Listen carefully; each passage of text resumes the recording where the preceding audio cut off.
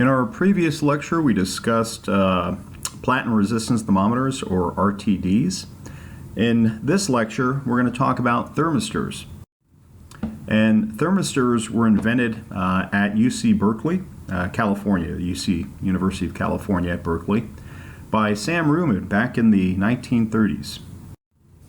And thermistors have an inverse relationship. We saw that with RTDs, there was a positive relationship. This is a negative one, where as temperature increases, resistance decreases.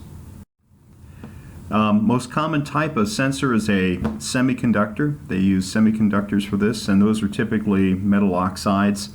And of course, this is the calibration equation, or the plot is highly nonlinear as far as the sensitivity. Here's the equation. You can see that resistance is inversely proportional to temperature. And here is your plot. This is your calibration line or calibration curve.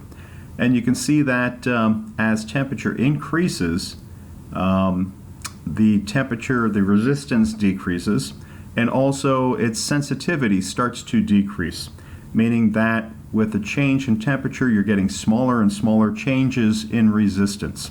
Over the normal temperature range that we experience here on Earth, it looks somewhat linear. You got a big curve at temperatures colder than -10, -20, but from 0 to 30, it looks, or even for that matter, -5 to 30, it looks almost like a line in that range. So we can assume somewhat that it's linear without a lot of error. So as I mentioned, sensitivity decreases with temperature, slope becomes less negative with increasing temperature, and the change in resistance is less for a change in temperature at those higher temperature ranges.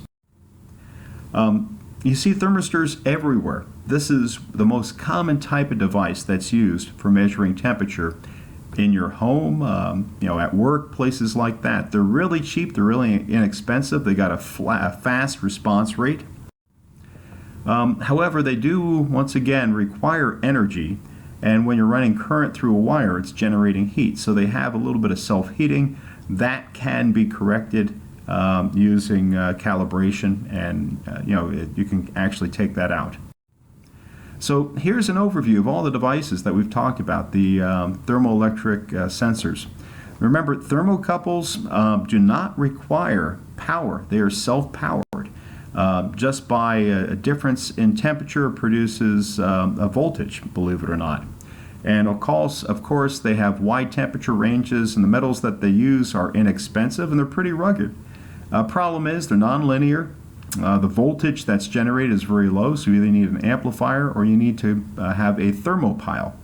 A reference is required, reference temperature, either an ice water bath or some sort of circuit. They're not stable and not sensitive. The RTDs we talked about are very stable, very accurate. They've got, for the most part, it is nonlinear, but it's close to linear. However, they're made of platinum, and platinum ain't cheap. They're expensive. So it needs some sort of source of power, some sort of current. The resistance itself is actually very low, so there's a small change in resistance, and there is a self-heating effect. And then thermistors, the advantage is that they have a very fast response rate, they high output. They're accurate, they're really cheap because they're made of metal oxides. However, the disadvantage is at colder temperatures, they're nonlinear. There's a limited temperature range where they're linear. They're fragile, they tend to break more easily, whereas platinum is a little bit more rugged, of course. And you need a battery or something to power it, and then of course you've got the self-heating effect. So when you're picking a thermometer, you have to think about a few factors. One is, what temperature range do you want to measure? Number two, how accurate does it need to be? And then number three, how about the sensitivity? So there are other factors such as cost, reliability, size, and also the ease of use.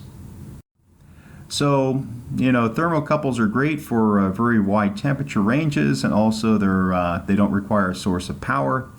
RTDs are very expensive, but they're very rugged. They're corrosive resistant. So typically they're used in industrial applications like in aviation.